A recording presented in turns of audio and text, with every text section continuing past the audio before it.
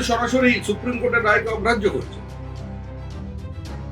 যারা শিক্ষক আছেন তারা মূর্খ নয়, তারা অত্যন্ত কঠিন প্রতিযোগিতায় উত্তীর্ণ হয়ে তবে শিক্ষকতা পেয়েছে।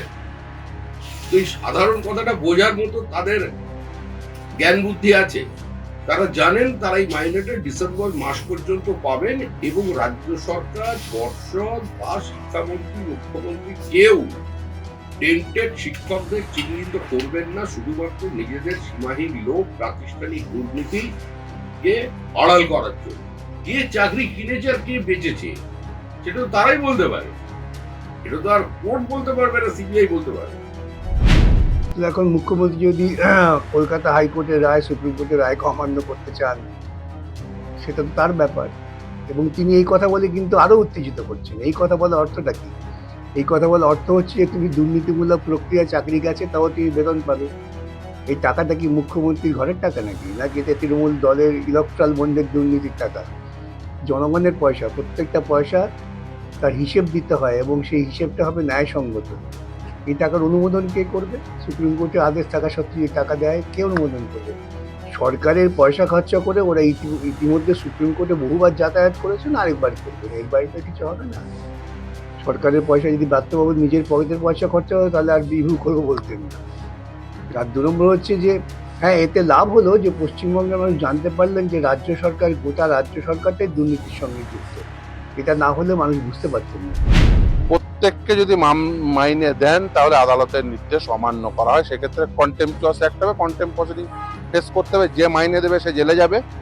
ফলে যারা যারা শুধুমাত্র যোগ্য এবং বৈধ বলে বিবেচিত হবে শুধুমাত্র তারাই আগামী 31শে ডিসেম্বর পর্যন্ত স্কুলে যেতে পারবেন, সেই নির্দেশ দিয়েছেন সর্বোচ্চ ন্যায়ালয় শুধুমাত্র ছাত্রছাত্রীদের কথা ভেবে।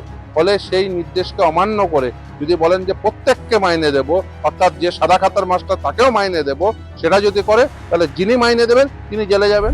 একটাই অ্যাপিল, যেখানে রাজ্য সরকার সকলের জন্যই রিভিউ পিটিশনের প্রস্তুতি নিচ্ছে, সেখানে এমন কিছু করবেন না, এমন কারোর কোনো প্ররোচনায় পা দেবেন না যাতে আইনি প্রসেসটায় কোনো বিঘ্ন ঘটে। এমন অনেক বন্ধু সেজে মুখোশ পরা লোক ভিড়ের মধ্যে আসবে যারা চাইছে প্রভোগ করে এমন সিন তৈরি করতে, এমন জটিলতা তৈরি করতে যাতে রিভিউ পিটিশন নিয়ে এই শুনানিটা কোনো আইনি জটিলতায় পড়ে। সেই ধরনের মুখোশধারী বন্ধুদের থেকে দয়া করে সাবধান থাকুন। যারা এত খেটে খুঁটে ন্যায্যভাবে চাকরি পেয়েছেন, শিক্ষকতা করছেন বা অন্য কাজ করছেন, তারা তাদের একজনেরও কোনো কর্মচ্যুতি যাতে না হয়, আমরা সবাই এ বিষয়ে একমত এবং তাদের উদ্বেগ এবং তাদের যন্ত্রণায় আমরা নিশ্চিতভাবে গুরুত্ব দিয়ে পুরো দস্তুর তাদের সঙ্গে আমরা আছি। যারা ন্যায্যত, যারা এত পরিশ্রম করে কষ্ট করে তারা নিজেদের যোগ্যতার প্রমাণ দিয়ে চাকরি পেয়েছেন, শিক্ষকতা করছেন বা আনুষঙ্গিক কাজ করছেন, তাদের এই ধরনের কর্মচ্যুতি কোনো অবস্থায় মানা যায় না।